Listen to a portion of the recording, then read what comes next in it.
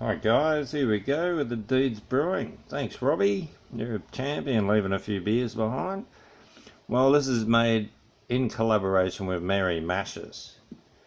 Deeds Brewing, and it's Slenderman IPA 5.8, which isn't that much. Limited edition.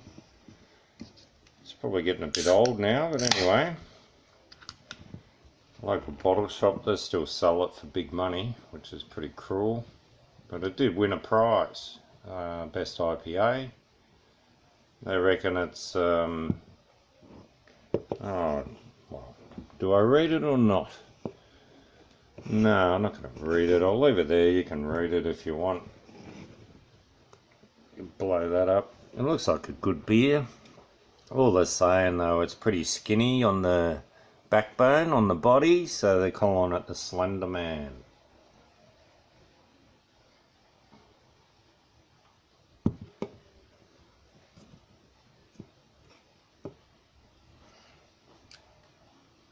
Quite an interesting IPA in a way.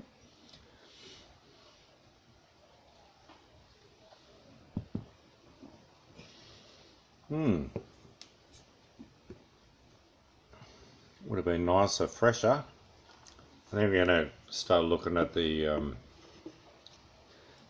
best before and use by dates on a few more of these in the future. A few of you commented. I agree. Been a bit slap happy to see something I haven't tried, and then finding out it's been sitting on the shelf for 6 months. It's not so good. Oh well, tastes alright. Look, it's not my best. I like them with a big backbone as well, not the Slender Man, hardly any malt. Even because it's only 5.8, it's not carrying a shitload of hops either, but you know, it's sort of one of those beers for beer drinkers that don't like beer to be tasting too much. Like, they prefer just a real bland beer. Anyway. I'll show you. I went through a few of my photos, and a couple of these sort of stood out. This one is Guatemala, inside a church that's really close to a few active volcanoes, and they built it like 450 years ago, and then they had a volcano go off and earthquakes, and the ceiling fell in. So that's what we're left with, and yeah, I went inside and got a photo. That was pretty interesting. That's in a place called Antigua. Not the capital of Guatemala, but actually probably the more of a kick-ass town than Guatemala City. I might do a couple of them. I'll just bring out a couple of interesting photos from now on. Now this next photo, this one's that's a photo from the Big Buddha above Carter, up on the hill. Bit of a trek. Back in the old day, it was a real trek.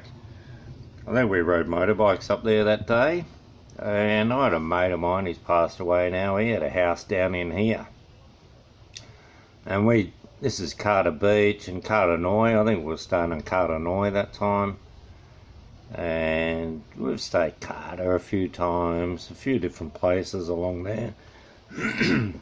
And he lived in there. We used to whip over and have big sessions over there.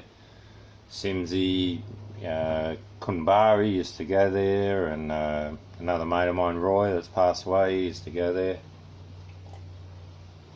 And an old Dutch mate of mine, Joop, actually went there as well. And a few of these other Dutch mates that I knew from back in '85 come over and stayed local. And I remember picking one up and riding them back to Shark's house on the back of my bike. It was a Katoy, a Dutch Katoy. That was, it was alright. Anyway, it is what it is. But this has all changed now. It doesn't look anything like this anymore. Geez, the place has changed over the years. Now, I got offered land just around here up on the hill in Carter Noi Beach. Didn't have to buy the land, but the guy wanted me to build him and myself like a huge sort of house bungalow type thing. Wanted me to spend 40 odd grand, and then he was going to let me just use it for the rest of my life. But why buy something? Why own something? Why have that trouble? You know, really, I'm an Australian. I'm going to live in Australia. I'm not going to bother about living in Thailand. If I want to go there for a few months, easy done.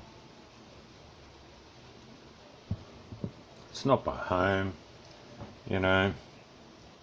It's my second home, but it isn't home. So anyway, so I've got a bit of this weather here at the moment. It doesn't look like that, sort of, but it's tropical storm. We've got tropical storm weather. It's come down from New Guinea, and it smells a bit like Asia. That's weird because I've got a fine nose. We've been in Asia, 35 odd times, and living there for like up to six odd months at a time. 2 months, many times. 4 months, whatever. Doesn't matter. It's different. The tropical rain, it's heavier. And we just have 57 millimetres in Laverton, one of the suburbs of Melbourne, in about half an hour. So there's a bit of flash flooding going on around Melbourne at the moment. But it's the same old story in Australia. You get drought, and after the drought you get the bushfires, and after the bushfires you get the floods. It just goes in a circle. It's been doing that ever since the Aborigines got here about 100,000 years ago, and they've been doing backburning, and they don't leave shit lying on the floor of the national parks. What do we call it back then? They just called them the bush. Anyway, they'd backburn every year. We haven't done it for about 8-10 years because of the Green Party, and because of that we've just we've murdered about 50,000 koalas, 100,000 kangaroos, wiped out 20,000 people's livelihood, written off the holiday season. Everyone's at home, no one's having holidays this year, so all the holiday places are all fucked. So the Greens have cost Australia 20 billion, plus the suffering of the animals. I just cry sometimes when these bushfires go through and just kill everything, you know what I mean? You can only but cry. What can you do? Fight the Greens, and you look like an arsehole, but I think we need to get the Aborigines back on board. Aboriginals, or Australian natives, what do you call them? No matter what I'm going to call the people that lived here, the custodians of Australia, they want to call them now. They used to help my family. Some of my family was here before the gold rush, and they worked and lived together. And then when the gold rush came, they just locked them all up and starved them and gave them bloody diseases and killed them all off. It's horrible. They killed every one of them in Tasmania. I can't believe the English. They were fucking arseholes. So you got the English army, English police, all running Australia in the early days, and they just fucking slaughtered them. They just slaughtered everyone, mate. It was fucking disgusting. So anyway, I'm not much English, and what English I am, it's far from London and far from royal. The fuckers.